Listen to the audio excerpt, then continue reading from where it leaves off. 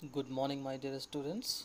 So, welcome to our online class.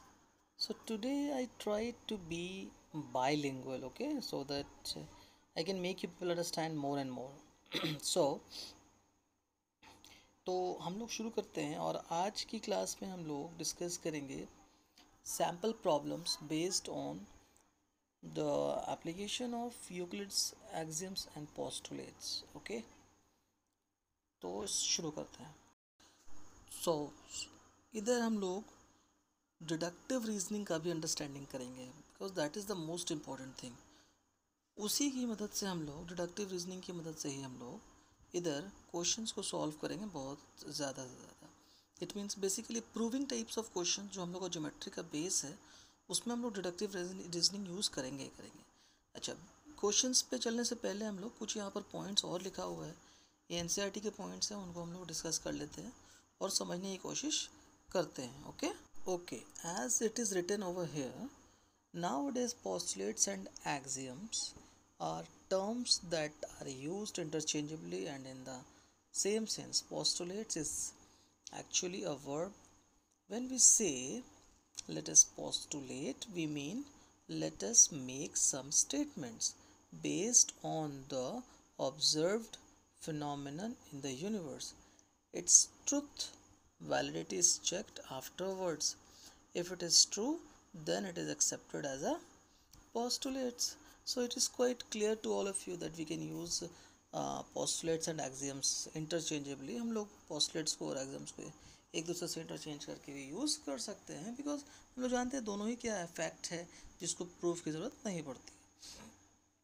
ठीक है, लेकिन यहाँ पर पोस्टुलेट के बारे में बात कर रहा है कि पोस्टुलेट जो है आपका एक वर्ब है टू डू समथिंग। ओके, तो let us postulate, we are going to it means observe the things, observe the phenomena, and फिर उधर से हम लोग कुछ स्टेटमेंट्स को ये कर सकते हो, मतलब बोल सकते हो, यू कैन अज्यूम इट, और फिर उसकी ट्रूथनेस को हम लोग चेक करेंगे। इफ इट इज़ करेक्ट तो फिर हम लोग उसको बोल सकते हैं कि okay we can take it as a postulate. Okay, आइए नाउ नेक्स्ट पॉइंट क्या बोलता है, system of axioms is called consistent. This is very important point. Okay,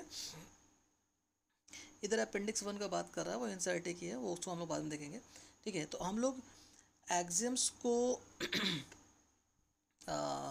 consistent कभी बोलेंगे जब if it is impossible to deduce from these axioms a statement that contradicts any axioms or previously proved statement. So, when any system of axioms is given, it needs to be ensured that the system is consistent. Okay, तो कोई भी system, जैसे हमने 7 exams अभी use किया उधर, तो उसमें से अगर कुछ एग्जाम्स को हम लोग एक साथ लेते हैं, जैसे हमने बोला था वो वाला कि हाफ्स अगर इक्वल में से हाफ हटाएंगे तो वो हाफ आपका वो मतलब रिमेनिंग भी आपका क्या हो जाएगा, वो भी इक्वल हो जाएगा। तो इस तरह का एग्जियम्स अगर आ रहा है आपका, तो उस एग्जियम से अगर आप कुछ नए स्टेटमेंट बनाते हैं और वो आपके पुराने एग्जाम्स को ही क्या करता है, कॉन्ट्राडिक्ट कर देता है, उसको गलत ठहरा देता है, तो आपका एग्जाम वो कंसिस्टेंट नहीं है, वो एग्जाम आपका सही नहीं है। ओके, इसको हम लोग क्वेश्चंस में और अच्छे से डिटेलिंग में देखेंगे। आगे देखते हैं, after Euclid's stated his postulates and exams he used them to prove other results. Then using these results he proved same more results by applying this deductive reasoning. Okay, अभी इधर देखिए deductive reasoning की बात आ गई। The statements that were proved are called propositions or theorems. Euclid's reduced 465 propositions, my god, in a logical chain using his axioms, postulates, definitions, and theorems proved earlier in the chain. In the next few chapters of geometry, you will be using these axioms to prove the other theorems. Okay, तो आपने देखा कि deductive reasoning की मदद से हम लोग और एक्सियम्स को यूज़ करके, पोस्टलेट्स को यूज़ करके अलग अलग थ्योरम्स को, अलग अलग प्रोपोजिशंस को, उसकी ट्रूथनेस को प्रूव कर सकते हैं, और उसी प्रोपोजिशंस और स्टेटमेंट्स को ही हम लोग क्या बोलते हैं, थ्योरम बोलते हैं।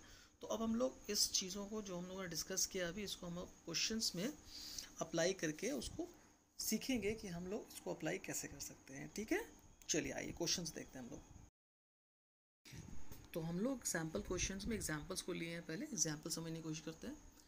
तो example 1 is here, if A B and C are 3 points on a line and B lies between A and C figure 5.7, then prove that A B plus B C is equal to A C. चलिए, अभी ये question हमें बोल रहा है कि हमारे पास 3 points है ए बी एंड सी, जिसमें ए और सी से एक लाइन हमने ज्वाइन की और बी जो है ए और सी के बीच में लाई कर रहा है। तो हमें प्रूफ करना है A B plus B C is equal to A C. Now we have to prove it. ठीक है, तो अब प्रूफ कैसे करेंगे वो हम लोग अब देखेंगे इस क्वेश्चन में। देखिए, अब यहाँ पर हम लोग एग्जाम्स और पोस्टलेट्स की मदद लेंगे और डिडक्टिव रीजनिंग्स का यूज़ करेंगे। तो अब आपको अच्छे से क्लियर होगा कि हम लोग कैसे क्वेश्चन को सॉल्व करते हैं। ठीक है, चलिए आइए सोल्यूशन पे आते हैं। ओके, तो सॉल्यूशन हम लोग स्टार्ट करते हैं। It is written over here in the figure given above AC coincides with AB plus BC। चलिए, अब यहाँ पर हम लोग फिगर को थोड़ा अज्यूम करते हैं, देखते हैं, फिर से रिमाइंड करते हैं। तो फिगर में हम इस एक लाइन को 2 लाइन के पार्ट्स में अज्यूम करते हैं। एक पूरी की पूरी लाइन अगर लेते हैं तो वो AC हो गई, और अगर उसको 2 पार्ट्स में ब्रेक करते हैं तो AB प्लस BC दोनों मिला करके एक लाइन हो जाती है, तो उसको हम लोग सेपरेटली नाम दे रहे हैं। तो वो दोनों लाइन एक दूसरे से कोइंसाइड कर रही है। तो जब एक दूसरे से कोइंसाइड कर रही है तो एक फैक्ट आप इसको याद रखिए कि दोनों कोइंसाइड कर रही है। अब आइए, यूक्लिड्स का जो एग्जाम 4 है वो क्या बोलता है? Euclid's exam 4 says that things which coincide with one another are equal to one another. तो कोई भी दो चीज़ जो एक दूसरे से कोइंसाइड करती है वो एक दूसरे से इक्वल होती है। सो AC and AB plus BC एक दूसरे से कोइंसाइड कर रही है, तो हम लोग यहाँ से डिड्यूस कर सकते हैं। तो देखिए, दो स्टेटमेंट्स हमने पीछे लिया, उन दोनों से हम लोग कुछ डिड्यूस कर रहे हैं। So it can be deduced that AB plus BC is equal to AC. Now this we have to prove, and we had proved it. Okay. So one thing is written over here. Note that in this solution it has been assumed that there is a unique line passing through the 2 points. Yes, this also proved. Okay. So now we'll move on to another problem. Okay, तो another problem में हम लोग एक theorem ले रहे हैं जो आपकी NCERT बुक का है। थ्योरम हमारा है, बोलता है that what we have to prove two distinct lines cannot have more than one point in common। चलिए, तो हमें ये प्रूफ करना है कि दो डिस्टिंक्ट मतलब अलग अलग लाइंस जो होती है, दो यूनिक लाइंस जो होती है, वो एक से ज़्यादा पॉइंट कॉमन नहीं रख सकती है। मतलब एक पॉइंट A है जो लाइन AB पर भी लाई कर रहा है और लाइन PQ पर भी लाई कर रहा है, तो ये सिर्फ और सिर्फ एक ही पॉइंट लाई कर सकता है, एक से ज़्यादा पॉइंट लाई नहीं करेगा। ये हमको प्रूफ करना है। चलिए, तो let's start its proving. Okay, so let's start it. So here we are given 2 lines L and M। चलो, let us suppose that there are 2 lines L and M। We need to prove that they have only one point in common. तो हम लोग मान लेते हैं कि हमें उन लोगों के पास सिर्फ और सिर्फ एक पॉइंट कॉमन, ये प्रूफ करना। चलिए, तो प्रूफ करते हैं, स्टार्ट करते हैं इसको हम लोग। Okay, for the time being, let us suppose that the two lines intersect in 2 distinct points। अच्छा, तो हमें प्रूफ करना है कि वो एक लाइन पर इंटरसेक्ट करेगा, लेकिन यहाँ पर हम लोग अज्यूम कर लेते हैं पहले कि वो दोनों लाइंस जो है वो 2 पॉइंट्स पर इंटरसेक्ट कर रही है। चलिए, अब ये अजम्पशन मतलब ये एक तरह का कॉन्ट्राडिक्शन मेथड ये कहलाता है प्रूविंग में, कि कोई चीज़ भी आप अज्यूम कर लो, उसका जो आपको प्रूफ करने बोल रहा है उसको ऑपोजिट अज्यूम करो और उसके ऑपोजिट से एक रिज़ल्ट निकालो, और वो रिज़ल्ट आपके बेसिक रिज़ल्ट से क्या करेगा? कॉन्ट्राडिक्ट, मतलब उसको अपोज कर देगा। तो हमारा बेसिक रिज़ल्ट जो है वो ट्रू माना जाएगा। तो ये जो रिज़ल्ट आया वो रॉन्ग है, तो हमारा अजम्पशंस भी रॉन्ग हो गया। तो जो हम अज्यूम किए वो रॉन्ग है, तो जो अज्यूम नहीं किए वो राइट है। तो इस तरह से डिडक्टिव रीजनिंग करनी होती है यहाँ पर। चलिए आगे देखते हैं हम लोग।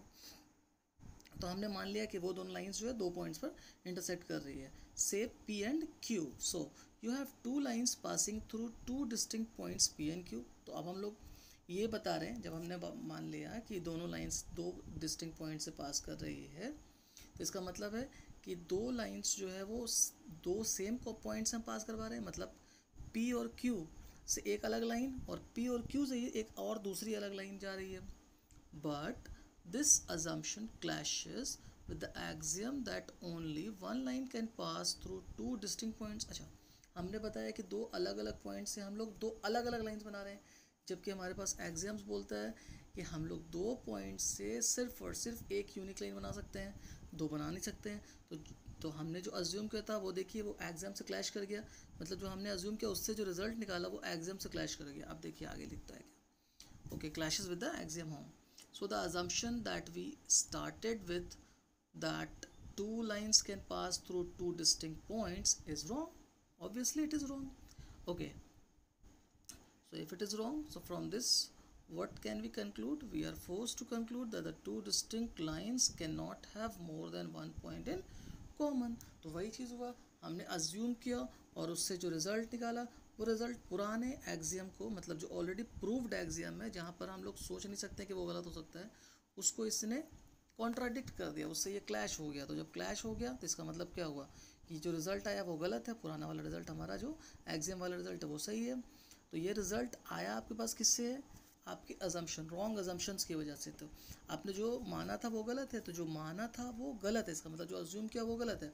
आपने अज्यूम किया कि दो लाइंस के पास दो कॉमन पॉइंट हो सकता है, ये आपने माना, तो इससे गलत रिजल्ट आया, तो ये गलत हो गया। तो आपने जो नहीं माना था, तो जस्ट अपोजिट कि दो लाइंस एक पॉइंट से पास, दो लाइन के पास एक ही इंटरसेक्शन कॉमन पॉइंट होगा, ठीक है। तो इसका मतलब है कि ये हमारा बात सही हो गया। So in this way we can proved our theorem. I hope so that the things must be clear to you people. Okay, then let's wrap up our session. Thank you all. We'll meet again in the next class.